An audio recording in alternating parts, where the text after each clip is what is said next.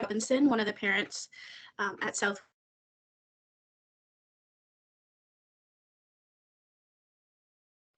We're going to go through a few things and leave lots of time to get your feedback. If you need to ask and want to raise your hand, you certainly can do that in the chat, and we will get to everybody as much as we can. The chair is myself, Laura, and the secretary is Kyle Johnstone. We also have here Inga Pry. I'm going to try to say her name correctly. She's been a big help throughout this process too, getting ready for this meeting. So I'm going to call on Mr. Knoll now to do a few more introductions, and then we'll get on with more of the agenda. Thanks, Laura, and welcome to everybody. I just want to make sure, Inga, is, can you see that this is being recorded?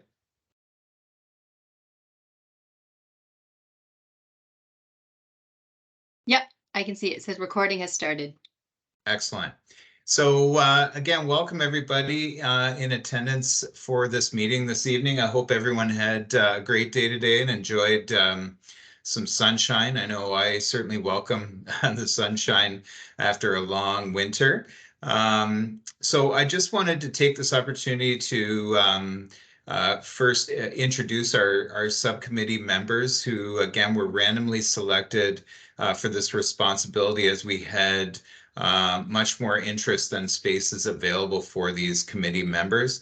And I want to thank the following subcommittee members for the time they have spent so far and the time that they will be spending on behalf of the Southwold school community and for facilitating this meeting, of course. So thank you to Laura Robinson, Inga Pry, Justin Burley, Sonia Lozon, Shannon Wise, Chase Hooper, Jessica Lang, Aaron Cox, Lisa Coleman, and Kyle Johnstone. So thank you so much for your involvement and for volunteering your time. And I just want to let everybody also know that after this meeting, the committee is also responsible for preparing a report that will be submitted to the board for review. So thank you again on behalf of the school community for your time and efforts. And at this time, I will turn things back over to the chair of the meeting, who is Laura, who will explain the process and go over the agenda for the meeting. So thanks again to all. Thanks, Mr. Knoll. So this is going to be, there's not a lot of steps to this meeting, but I just want to go through a few things. Like I said before, if you want to raise your hand at any time, please do that. And if you do have a question, there is the link in the chat to the attendance area review portal where you can put your question directly to the board if you haven't already done so. We're not able to answer any specific detailed questions here as we're not really experts on this whole matter. The other thing I wanted to mention is if you are looking for the specific procedures that the board follows in these types of attendance area reviews, there is a procedure number 4015C on the board website that you can look up at any time. Just wanted to mention that as well. So when we signed up for this committee, we knew we wanted to obviously help and do the best we could for the school community, but ultimately what our role really is to just arrange this meeting and to gather your feedback and then make sure the report that we present to the board reflects the viewpoints of the community. So having said that, the main focus of this evening is really just to let everyone provide their feedback, and this is being recorded so that we can later on go back and make sure we've looked at everybody's messages in the chat. If anybody speaks out, we can we'll have that all captured, and if you do also want to send us anything separately, you can always email us or Mr. Knoll, and we will add it to our report as well. So in terms of the report, we do have to have that completed by April 25th. So the last day for the subcommittee meetings is April 11th. So ideally, if you did want to provide us any further feedback, it would be well in advance of April 25th so we can get working on that report. After that, between April and May, there will be a review of all the public feedback, and then they'll be presented to the board sometime in May. And then by June of this year, there will be a decision by the Board of Trustees. And the earliest implementation of this decision would be September 2024. So as you can see, there's a slide there with the timeline.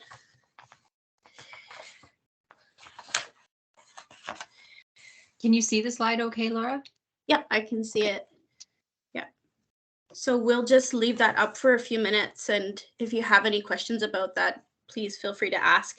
And then we'll move on to more of what the specific options are for the attendance area changes as outlined in the meeting that you may have seen from December.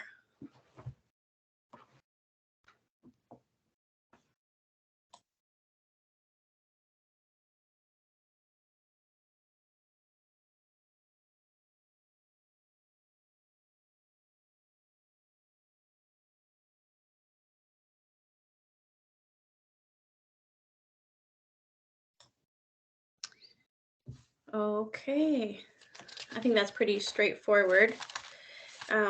If you want to put up the next slide. Sure.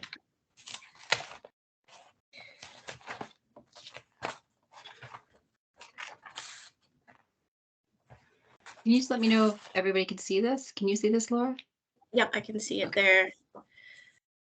So if you've watched the meeting and you're aware of the different options, which you probably are, we just wanted to provide a quick little cheat sheet that you could review as you're potentially giving us your feedback. And the other thing that wasn't necessarily discussed at the December meeting was the possibility of a legacy agreement. So there is a little blurb at the bottom of the slide that kind of explains what that is. And we would like your input on that as well. So ideally, if everyone could take a peek over that, and then we would love to hear from everybody what option you prefer, and also what is your opinion on a legacy agreement.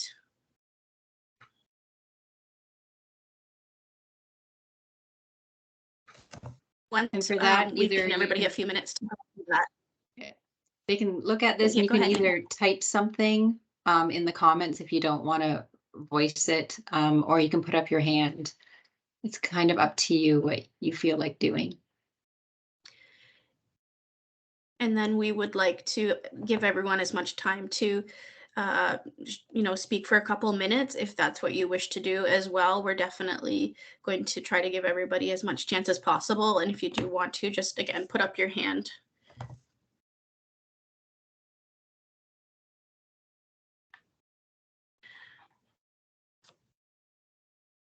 Drew, did you have a question? No, I just would be willing to provide some thoughts if anyone's ready to hear them at some point, but I'm happy to wait.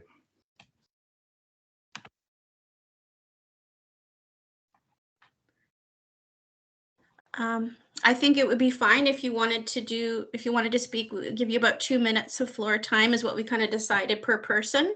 So if you want to go ahead, Drew, that's fine. Sure, yeah, thank you. Hi, everyone. I guess my concern is we're freeing up spaces at Southwold for a subdivision that isn't built. All the local builders are saying that there's going to be delays in that build. Our realtors are saying that the houses going in there are going to be overpriced for young families as well. So it just seems like option 2A probably is a really good option, given that we don't know how those builds are going to proceed. It would be, I think, unfortunate to move all these kids out of this area, assuming something happens that is predicted to not happen as quickly as they think.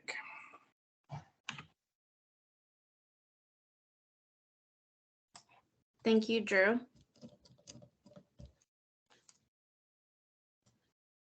We have Kyle taking notes tonight, so we'll definitely mark that down. And we have another question here in the chat that I wanted to read out loud. It says, would a legacy agreement also allow future siblings to attend Southwold? So we can't answer that. Would this be a question that we should perhaps ask them to put into the link? What do you think, Laura? Because we don't know the answer to that. Right, we don't have specifics on what grades would, we don't have any, we haven't been able to get a succinct answer on that at all. It was just brought up at the meeting that we attended in February for all the subcommittee members. And it was something that they said if there was a lot of support for it, they would definitely look at it. And they did not give us any grade specifics. Definitely feel free to put that question into the link that I provided at 7:02 p.m. And you'll hopefully get an answer within the next 24 hours, but put that in there because I think that's really important for them to think about this as well.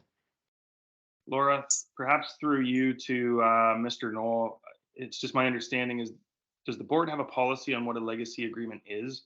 Or is this somewhat of a kind of a fluid term that can just kind of be molded into, you know, what kind of constructs it needs at each school? Mr. Knoll, did you want to answer that one? Sure. I don't really have a definite answer to that question. That might be something, again, that you can submit a question to on the board website. What I can tell you is that as Laura stated, if there is significant support for legacy agreement consideration, the trustees are then going to consider this as part of their final attendance area review decision. And I'm going to assume, and I might be incorrect, but I might assume that any specifics about those legacy agreements would be decided on then. But again, I don't have the specifics on that, and I would direct you to the website to ask that question where senior administration could answer that. Thanks for the question.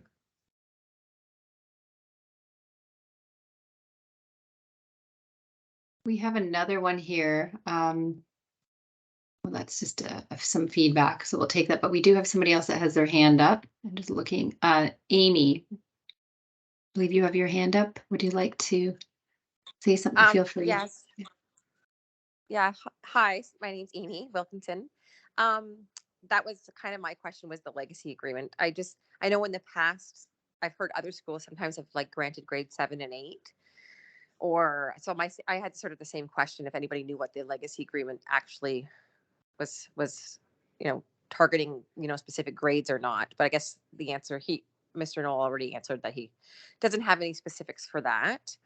I wondered also, just another question, do they talk about, like, I don't know if any of this has been brought up as far as taxpayers, like on what tax goes to what school. And I know because Talbotville's technically Southwold, is that correct?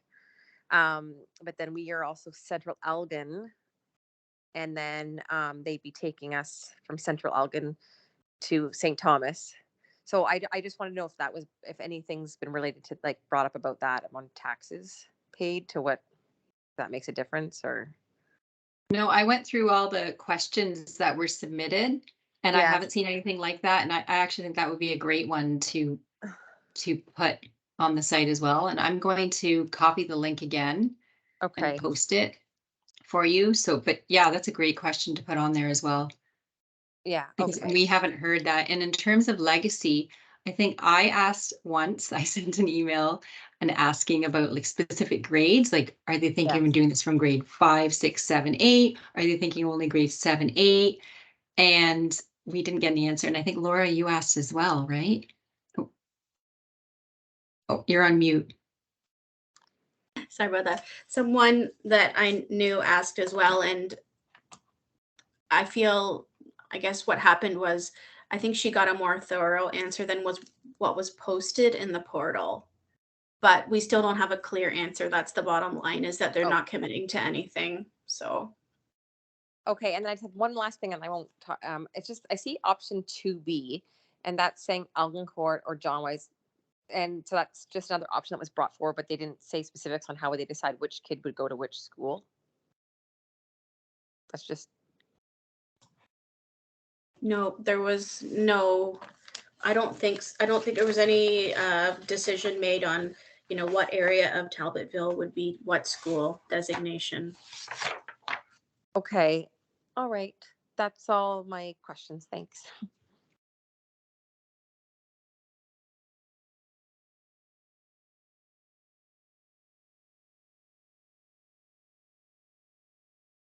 I'm just reading some of the chat to see if there's anything. And are there any other questions that somebody put your hand up and then we can discuss this? I'm just looking through the chat here if there's anything else question-wise.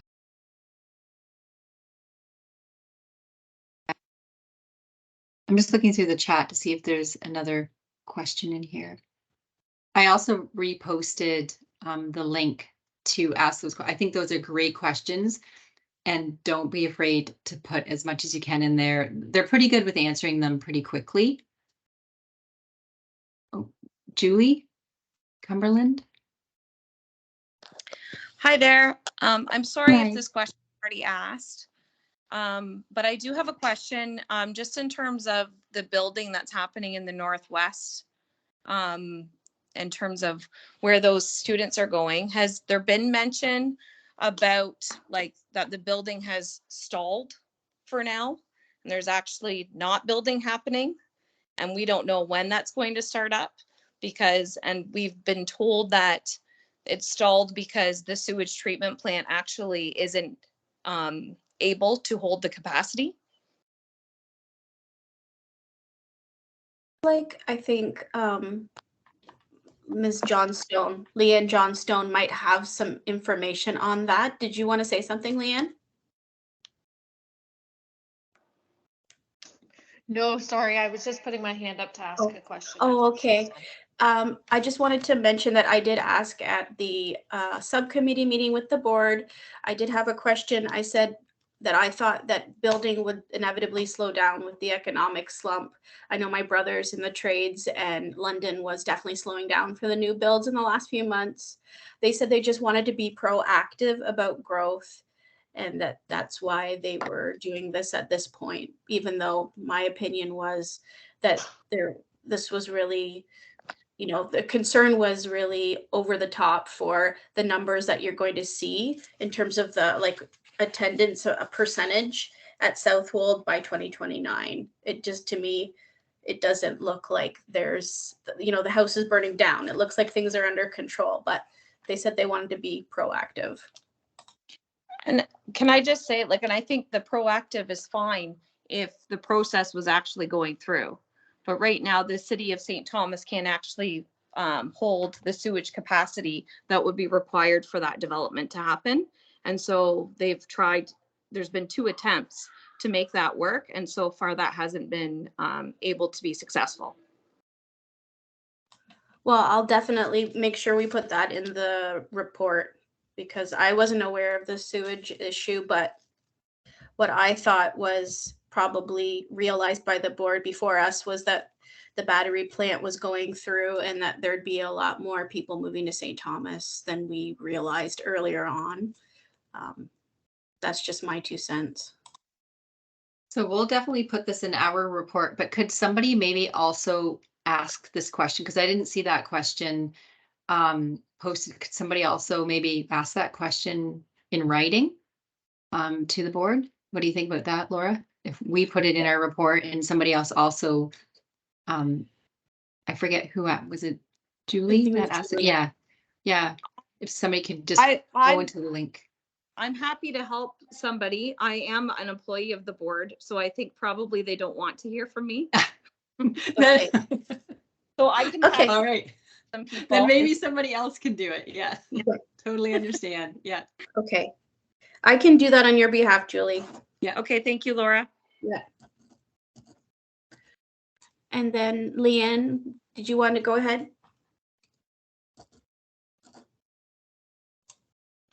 Yeah, just a quick question when it comes to us voting, does it really matter between option 2A or 2B? Since if we voted for either of those options, it wouldn't be our children who are affected. If there's a preference that the board would have, or what they think about the two. Inga, did you want to say anything? Well, I wanted to say, I think we discussed about voting earlier, right? We decided not to do a vote. Is that correct, Laura? We were talking with Ryan about this earlier. His concern was that we would have a logistical nightmare trying to tally all the votes. Having said that, I don't think, based on the number of people here, it's not thousands of people, I'm guessing. But so we would, in my opinion, I would still like to see everyone put their preferred options in the chat. I see Mr. Knoll has his hand up. Yeah, if I can just chime in, yeah, with the number of people in attendance, I think it would be we could definitely hear from everybody in terms of their preference, in terms of the options that are outlined on the screen. The subcommittee needs to provide a consensus from the feedback that is given from the school community, as well as all feedback, whether it's in agreement with the majority or not. But I think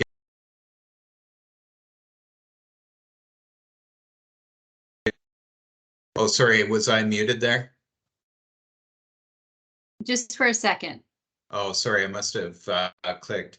So yeah, so just to reiterate, I think it's okay if everyone sort of voiced their opinion on one of the options, or so that the subcommittee can generate consensus on this in their report, but also not to ignore opposing views too, or anyone who has other opinions. And Leanne, just back to your question, I don't recall during our additional meeting with the board that they had a preference over option 2A or 2B. So in terms of what I remember, I don't think there's any particular strategy voting one way or the other there. Okay, thank you.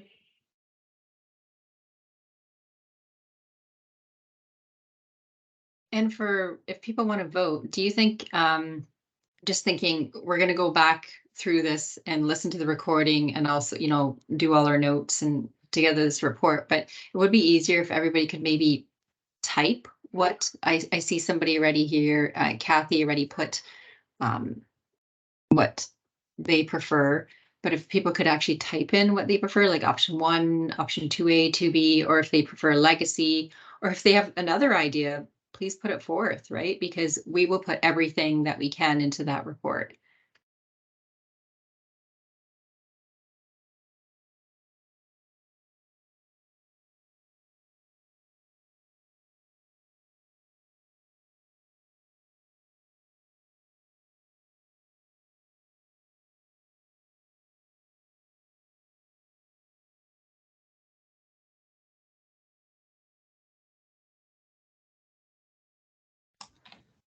Amy, did you want to say something?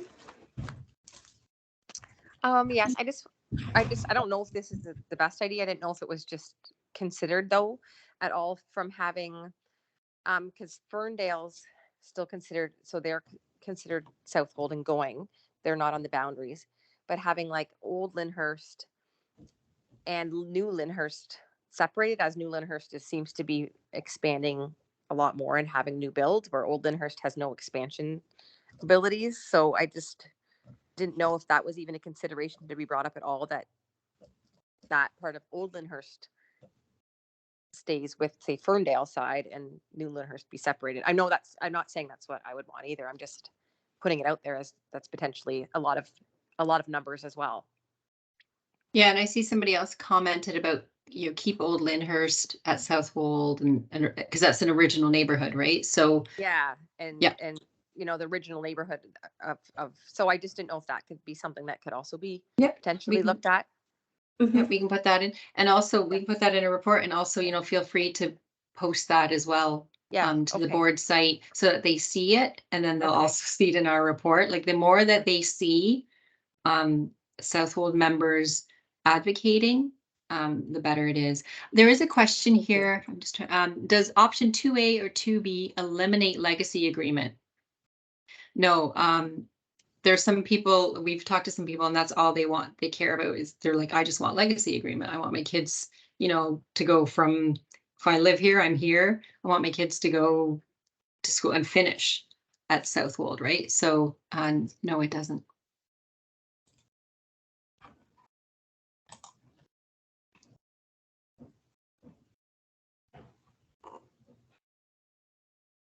Mr. Knoll? Oh, hi, thank you. I just wanted to respond to a question or a comment from Wes. It was difficult to access the meeting. I'm wondering if people had trouble getting in. I'm sorry, Wes, if you had difficulty accessing the meeting. It was the link was sent out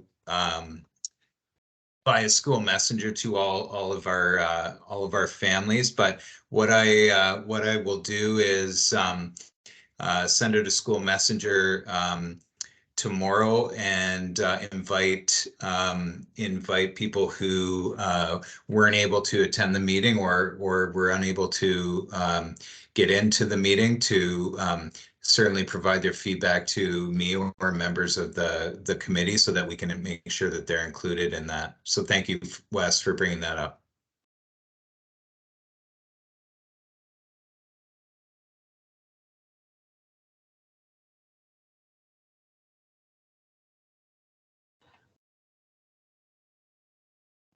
Leanne, I see you still have your hand up. Did you want to say something?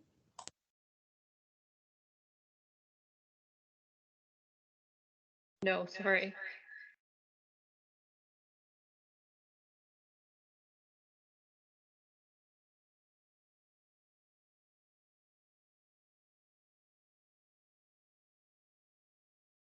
So thank you, everybody, for adding your comments. This is actually going to be really helpful for us when we're doing this, because we can then,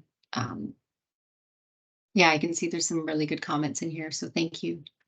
Are there any other questions or comments that anybody wants to voice? Let me know. Put your hand up and the floor is yours.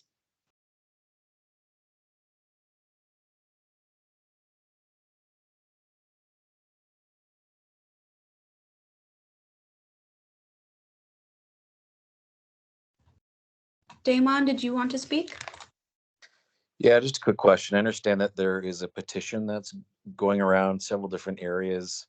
I guess two questions. A, is this committee aware of that? And B, will that have any weight on or any bearing on the outcome of the decision by the board? Well, it is technically allowed public input, so anyone can go ahead and put their input on the Thames Valley site. So we do intend, I mean, I'm part of that petition as well because I live in Old Lyndhurst. So I do intend to either put it in the portal or something of that nature. But yes, did you have any concerns or any other comments about the petition? No, I think it's a good initiative, and it'll get more more volume of names into the mix. Thank you.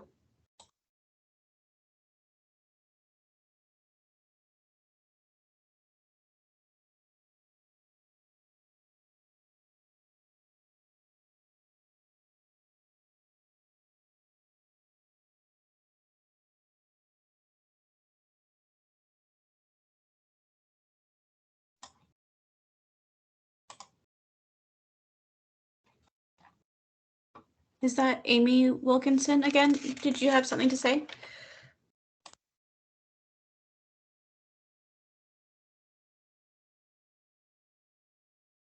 No, sorry. I think it's Drew that had, oh, no Oh, more hands. sorry. Okay, Okay, that's okay. I'm a newbie on all this online stuff still, Yeah, so. and it's really small, so sorry, we're taking our time just reading through everything, so bear with us. It's quite small here, reading it all, so I'm just seeing what everybody is opting for, what their options are. I don't see any questions in here. Drew had a question. There seems to be a very strong consensus for option 2A or 2B. In the report to the board, could we share those results in a percentage? Example, 80% opted for option 2 instead of a fraction, like 26 out of our 32, 80% would send a stronger message. We can do that.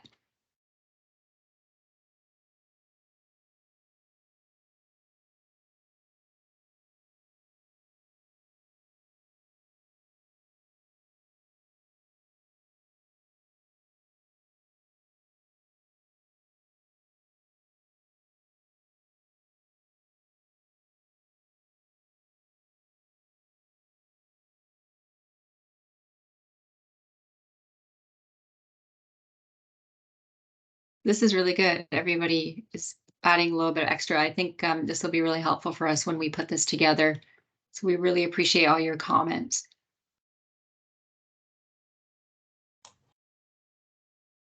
And any other questions? Does anybody else have any other questions or even feedback or something really important that you want to say that you really want us to capture?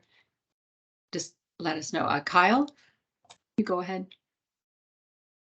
Yeah, thanks, Inga. So I came into this late by de facto in a lottery, so I'm kind of just, as I mentioned to you, too late to the program. But I just want to say some very good work by both Laura and Inga, and probably a lot of thankless things that have been going on. And I think I speak on behalf of most of the residents here that we really appreciate the time and effort you put into this. So thank you. And for those that have done the petition as well, much appreciated. Thanks, Kyle. Yeah, the more information we get, and don't be afraid to email us or, just email the board as well. You will get a response from them. But like I said, we don't have all the answers, but we definitely are going to put everything in. This is probably going to be a pretty lengthy report, but it's going to be detailed. And I think that shows, how much we care about this community and care about our school as well, right? So put as much as you can. So Kathy asked, how can we access the petition? So I'm going to direct that to Laura because Laura is handling the petition, right? So Yeah, I'm not the main person. There's another parent that's very dedicated to this cause in Old Lyndhurst, and she's been the driving force from that on that side of it. So if you do want to go ahead and if you are on Facebook, we have a Facebook group that you can join. It's called Keep Lyndhurst Kids at Southwold Public School. Or you can also email me and I'll get you in touch with the parent that is the main person in charge of the petition. My email is robinsonlaura4@gmail.com. Also we are, I might as well just take the floor and ask if anyone who lives in New Lyndhurst has any time in the next couple weeks to go around with the petition. That would be great. We don't have any, we haven't been able to get over there to New Lyndhurst yet, so that would really help out. Laura, I was just going to type in your email. I just want to confirm robinsonlaura4@gmail.com. Okay. So I posted her email for in case you're interested in the petition. You can definitely email her.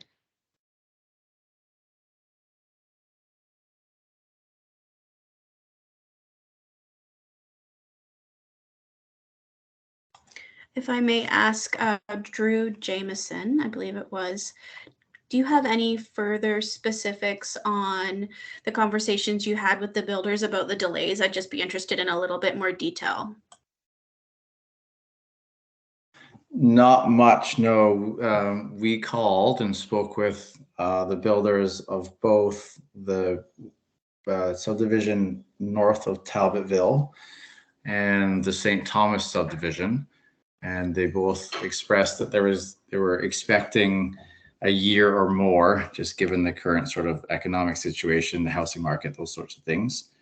And we've also talked to some realtors. And the big thing the realtors are saying is that those homes are going to be overpriced for young families. So although there may be homes going there, young families are building and buying in the 600,000 and under range. So it's unlikely that those will all be populated with new young families with school-age kids. So those two factors, I think, should be considered. Thank you very much.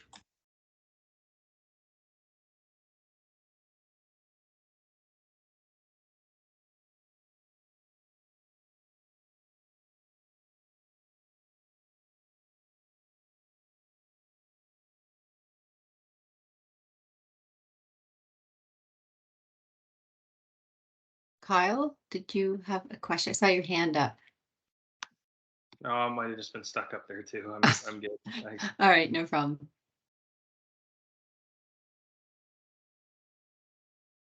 Does anybody else have a comment they want to add? Question that, or something that you really want us to make sure we put into the report that's really important?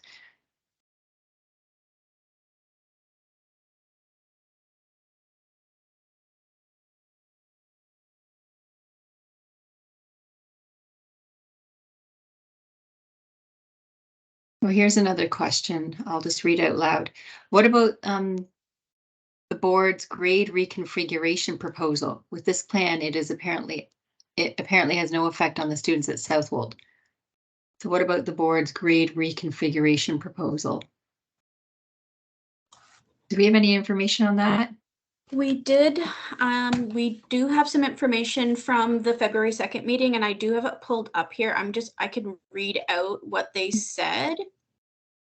Oh, just hold on a second. It closed on me again. Just a sec. I'll pull it up. Just a second here.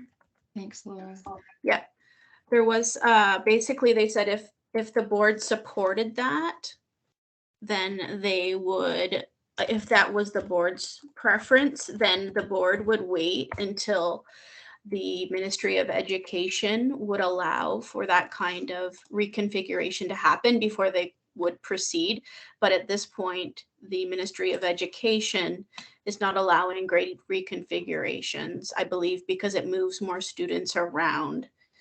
I think that is basically what the opposition is to that, but I'm just getting to those slides now.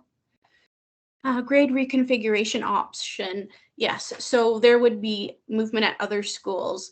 So it would be turning Mitchell Hepburn into a K-6, and then Locks would be K-6, Elgincourt would be K-6, and Forest Park would be grade 7 to 8. And that, but they said unable to convert Forest Park to a 7-8 at this time, can only be done through a pupil accommodation review due to the number of students who would be impacted. Not permitted to move more than 50% of a school's enrollment without a pupil accommodation review, for which there is currently a moratorium. If grade reconfiguration is the preferred option of the trustees following the public consultation process, the board will work with the ministry to implement it as soon as the moratorium is lifted and we are able to do so.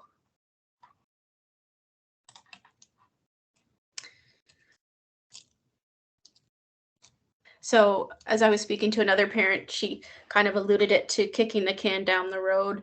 It may buy us some more time, but what is the likelihood of the board being in favor of that? I don't know.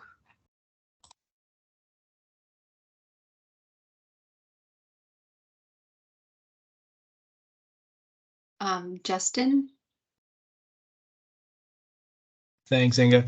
I did want to, I know when we were going through our, like at the subcommittee, when they were talking to us, the main focus was on utilization of school spaces, right? So when you look at that grade reconfiguration option, it doesn't affect Southwold, which is great, but it underutilizes and overutilizes other schools in the area. So that's just like Laura said, The only issue with it, if there was going to be one, was the odds of being accepted for utilization purposes are probably fairly slim, which then again kind of takes the bat out of our hands for supporting Southwold specifically. So I just wanted to put that out there because that did come up, and they were really strong on utilization, and new school at some point down the road was really the end game for them, I believe.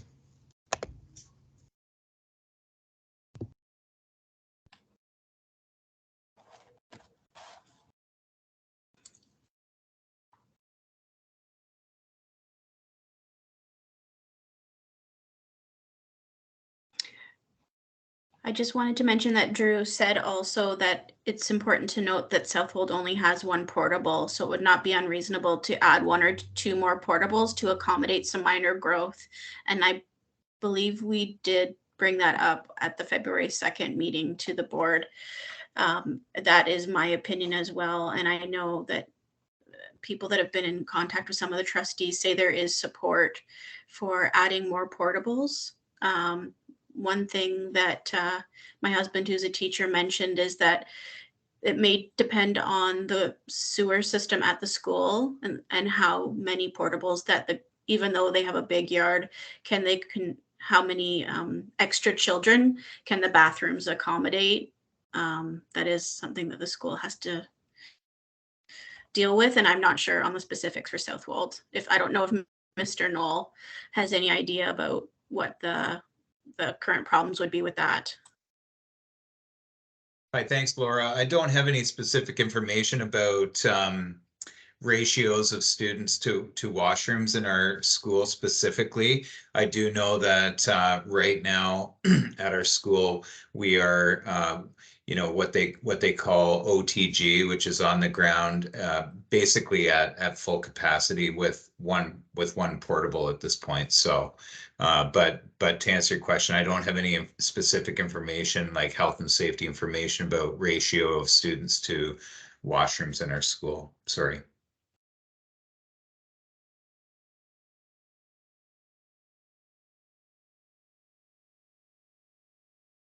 And we just had a question from Wes. In the report, should we include our preferred definition of legacy agreement?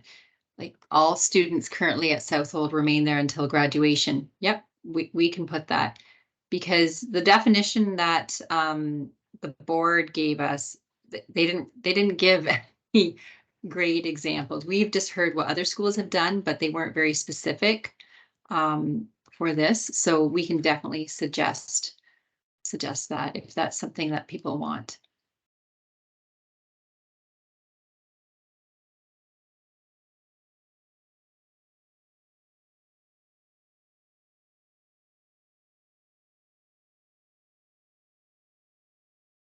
Does anybody else have a question? Just put up your hand and we'll call on you, but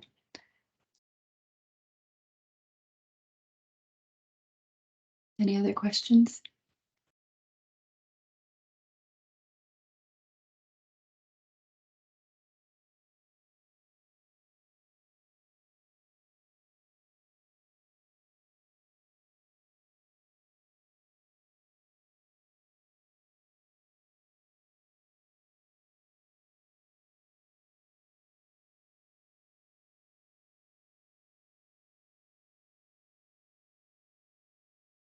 And I just want to let you know right here where on the slide it talks about legacy.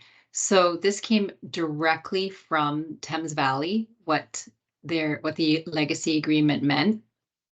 This was their wording, so we didn't come up with this when we put the slide together. This is exactly, we just basically copied what they said when we asked the question. So as you can see here, it doesn't talk about grades at all, but we can definitely put that in there, but definitely read what it says right here in the slide, what their definition of a legacy agreement is. But we can change it. We can suggest that if that would make things better for the kids.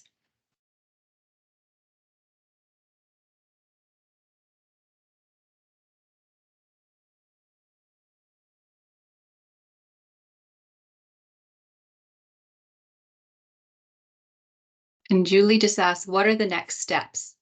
And what else should the community do in the meantime? Should I put up the timeline slide again? Would that be helpful? Okay. I'm going to share that.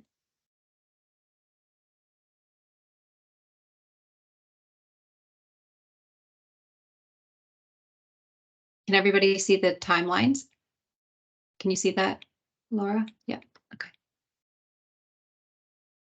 So in the question, what are the next steps? So right now we have to get all this information from all of you. We'll wait a few days, like if there's any more emails that you want to share with us, or also put your comments and feedback into the portal as well.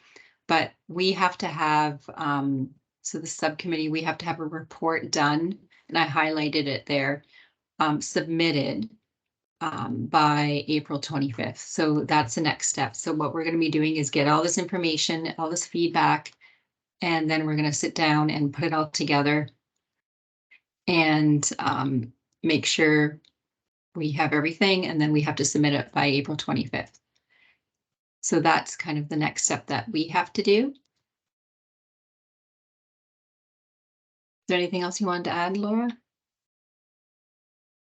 No, I just see there's a question from Charles and Amy Panyi saying my son's best friend lives in Ferndale. If they decide to put a holding zone in that area, is the zone for new students only or for everyone in that specific zone? As far as I understand, Ferndale isn't affected. Is that what is your understanding, Inga? That was my understanding as well. I'm not sure about the rest of the committee. Kyle, I thought Ferndale wasn't affected as well. I'm not sure if Kyle could answer that.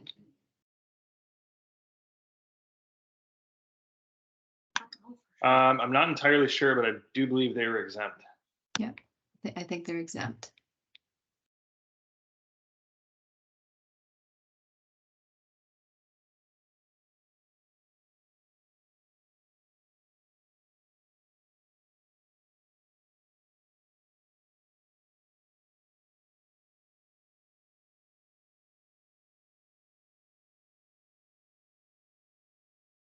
Any other questions by anybody? I'm just looking at the time. It's 7:55, so just wanted to kind of keep track of time that way. Is there anything that anybody else has to add? Mr. Knoll, is there anything you would like to add, or anybody else?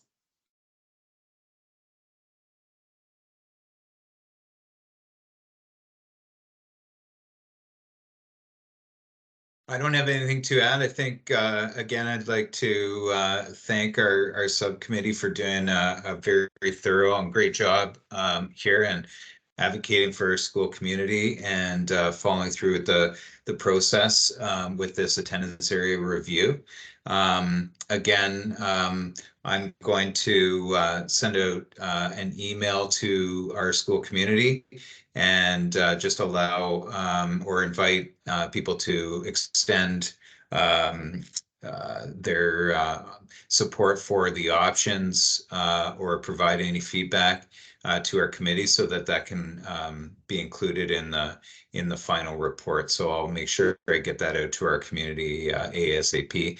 And again, just thanks for everything, and thanks to all the people in the community who came to the meeting tonight. Really appreciate it. Thanks again.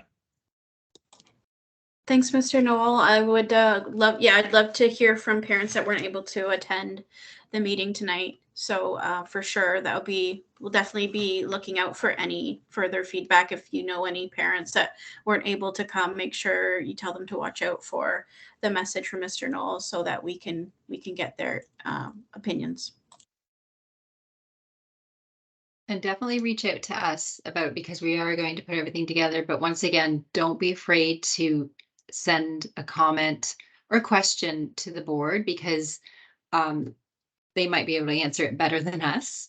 And maybe that can give a little bit of insight.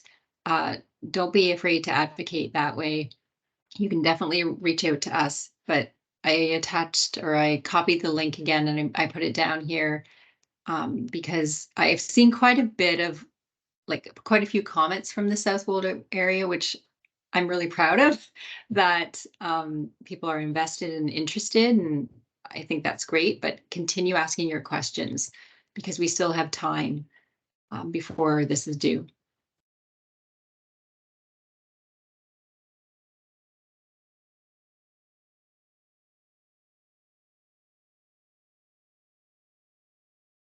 Did you see this question, Laura? I'll read it out loud. Some families are going to send a second round of emails to the trustees.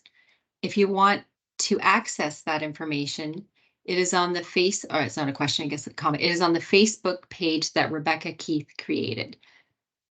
Yeah, so the Keep Lyndhurst Kids at Southwold Public School Facebook group.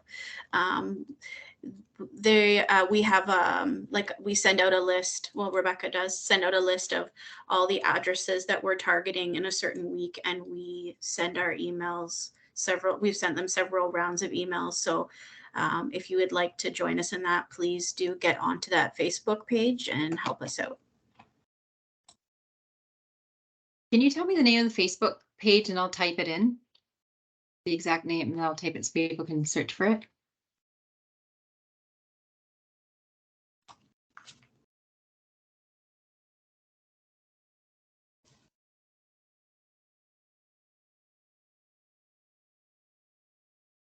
So the name of the Facebook page is Keep Lyndhurst Students at Southwold PS.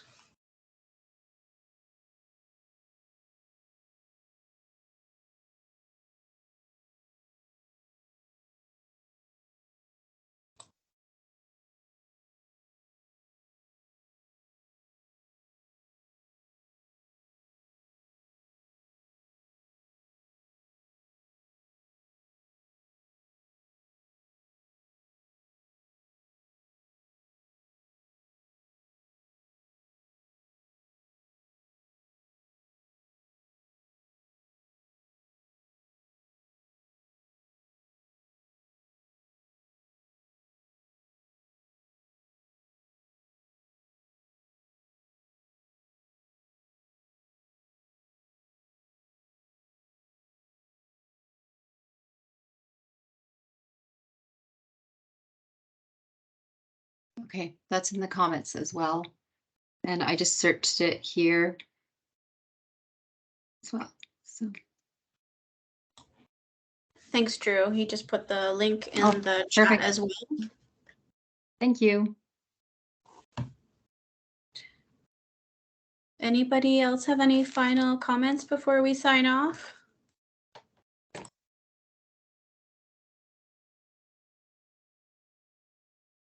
No, I think we're good. And we've got lots of comments here that we can go through. So thank you everybody for your comments and adding a little bit of insight.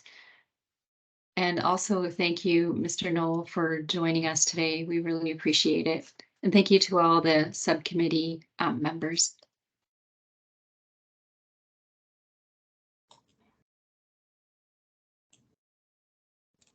Okay, with that, we'll close the meeting and look forward to hearing from anybody else who wants to add anything. Please do send as much as you wish. And we're here to answer as much or help you as much as we can. And I hope everybody's able to just relax a little bit about this. I know it's hard with the uncertainty and not knowing what's in store for our kids in the next few years. It is stressful. So I do empathize with everybody on that. Thank you everyone for joining. I really appreciate it. Thanks, Mr. Knoll. Thanks, everybody. Have a good evening.